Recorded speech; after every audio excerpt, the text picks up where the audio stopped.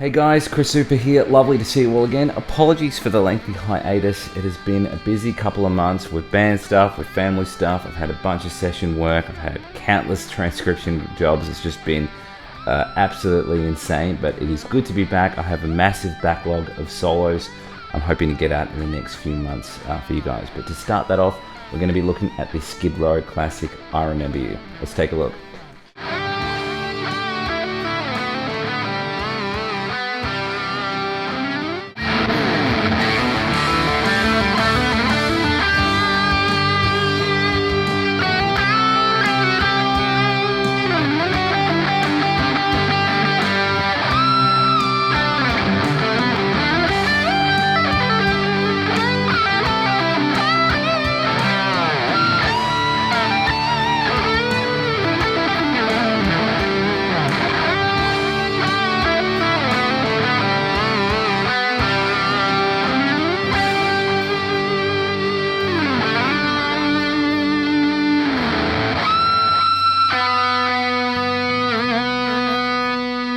Alright guys, let's take a look at the first section. We're going to start off with this little run.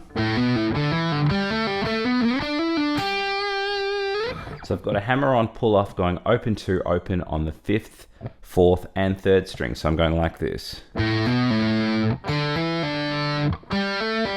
exactly the same fretting on all three of those strings. Then I do a hammer-on pull-off going 2, 4, 2 on the 3rd. And then 7, 9, 7 on the 3rd string as well. So it'll go like this. So at that point, I've got 5 hammer-on and pull-offs in a row. At the end of that, I'm going to end on that G note on 8th fret of the 2nd string. At the end of that, I go into this phrase. So I've got a hammer-on going 7, 8 on the 2nd string, a whole step bend from 8 after that. I want to bring it down, and I'm pulling off to that 7. At the end of that, a nice vibrato on that 8th fret again. So I've got 2, 3, 4. And I work into this kind of pedaling lick. Let's slow that down. So I'm going to start off by playing 7, 8 on the 2nd string. A little bit muted, sounds kind of cool. And then I'm going to keep returning to that G on the 8th fret of the 2nd string. So there's going to be a couple of notes in between. You'll notice that that G keeps coming back. So I'm playing 7, 8 on the 2nd string, then 9 of the 3rd, returning to that 8th fret pedal on the 2nd string, 7 of the 3rd, returning to the 8 on the 2nd string, then I'm playing 10 of the 4th, returning to the pedal note, 9 of the 4th, returning to the pedal note, then 7 of the 4th. So it'll go.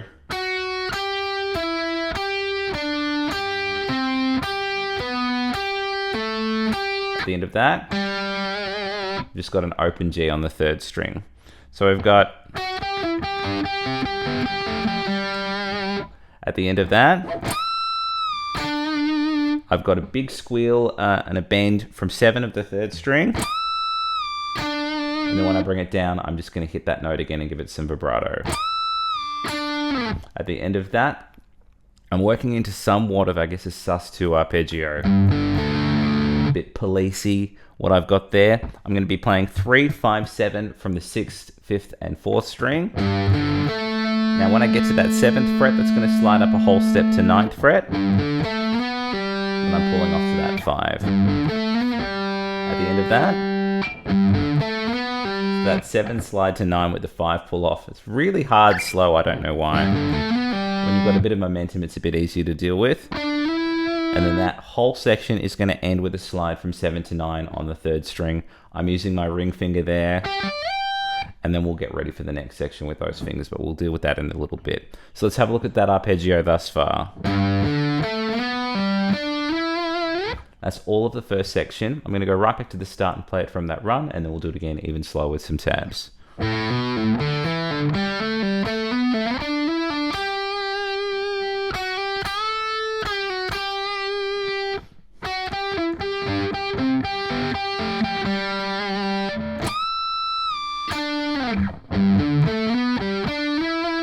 One more time with some tabs.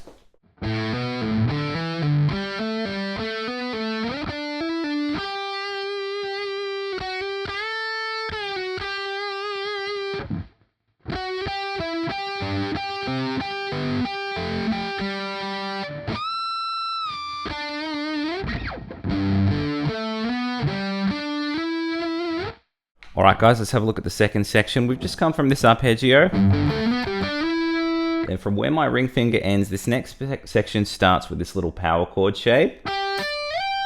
So I'm going to be playing the middle finger on 8 of the second string and then the pinky on 10 of the first. And then I'm sliding all the way up to 15. Now what I'm doing there, which is super weird, is I'm working down the pentatonic.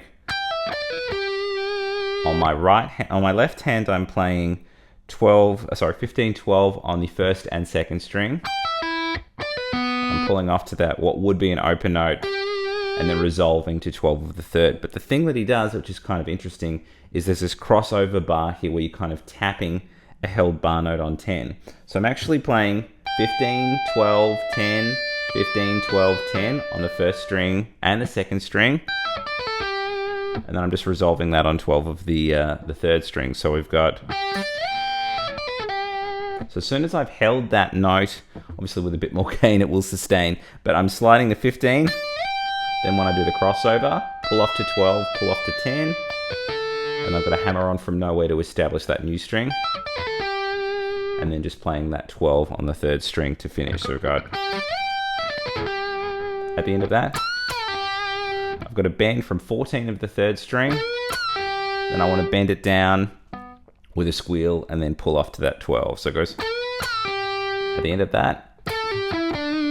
So still working around this place. I'm kind of, that 12, 14 area is kind of the E minor pentatonic. So I've got a pull off going from 14 to 12, and then I'm muting 14, 12 when I play the fourth string. At the end of that, I've got a bend up and back from 15 of the second string. It's a whole step bend. And then when I bring it back down, some nice slutty 80s vibratos.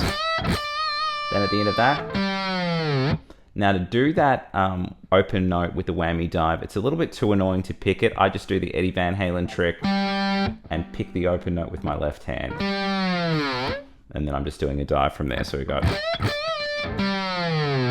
Let's have a look at what we've got thus far from the start of the section.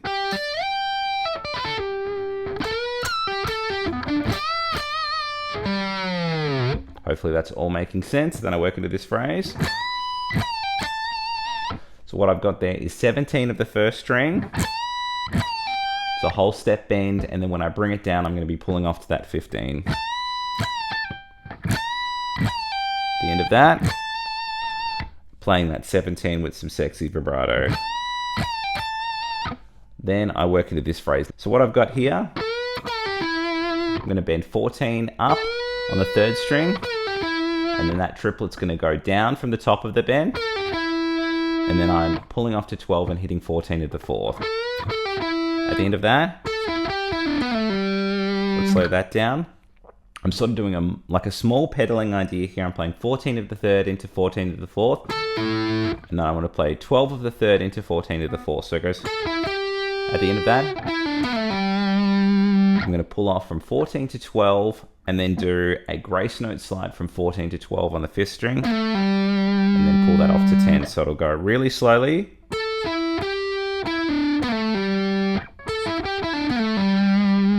Let's go from the bend before that now. At the end of that,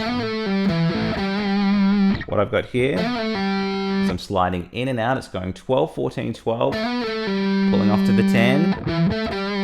And I've got that rolling flat finger going 12 from the 6th to 12 with the 5th. So it goes, and then resolves to 10. So it goes.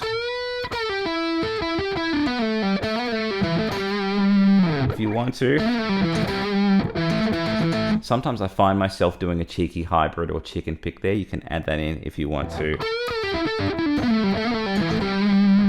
At the end of that, there's an offbeat 8th note that's hitting that 12th fret of the 3rd string, and that will lead in to the 3rd and final section. So let's go right back to the start of this idea from the power chord interval with that crosshand tapping thing. We'll go through the whole section relatively slowly, and then we'll do it again even slower with some tabs.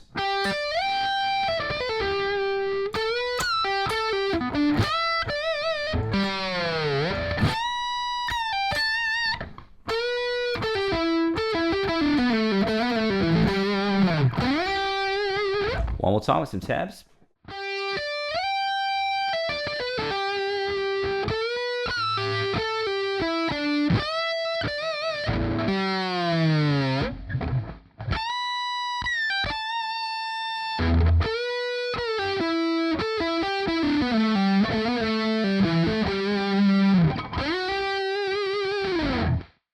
Alright guys, last section. So we're coming in from that 12 from the end of the previous section.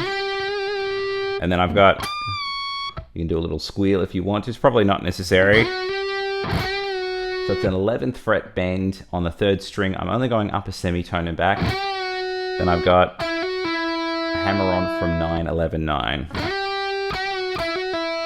At the end of that, I'm going all the way back to 4th fret of that same string. So I've got, then from the 4th fret, I'm going to be playing 4, 5 as a hammer on, jumping to 7 of the 4th string. And then from there, I'm playing 4 of the 3rd into 5 of the 4th. So it goes all together. All together now from the start. I'm going to hold that note for a little bit, and then I'm going to do 2 whole step bends from that one spot. So we've got, at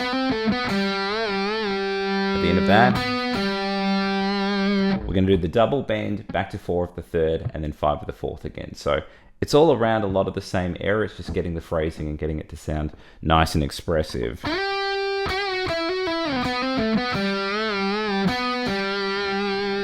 At the end of that, I'm going to slide into 12th fret of the 3rd string, give it some vibrato with the bar, so we'll just do a little bit of whammy there. Same thing from 7th fret. Really disgusting squeal from 4th fret. And then I'm going to hit it as a regular note at the bottom. At the end of that, I've got a double, just quick little flutter. And after that double flutter, I'm just going to do a really, really slow dive. And that's the whole solo. So let's go right back to the start of this section, play it again at a gentlemanly pace, and then we'll do it again even slower with some tabs.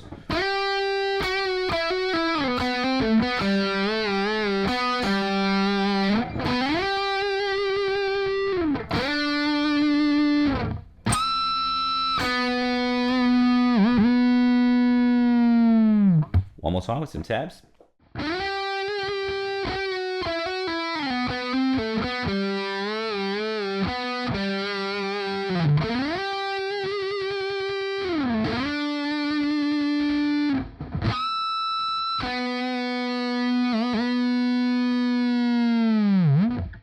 And that was the solo from I Remember You by Skid Row. Hope you guys enjoyed that. Please like and subscribe if you haven't done so already. And if you want tabs to this lesson and anything else that I'm doing, please sign up to the mailing list. I have a bit of extra content. I have tabs. I have special deals on my courses. Speaking of which, I have multiple video courses out and multiple books. If you want to check those out, my latest being Drop-Tuned Guitar Riff Writing. That's my latest book. So I've got a bunch of extra content in book form and video courses, and I'm also taking on some Skype students at the moment. I'll leave some details at the end of the video for you guys to check out. Anyway, thanks for joining me for this lesson. I'll be back for some new content very soon. Take care, guys.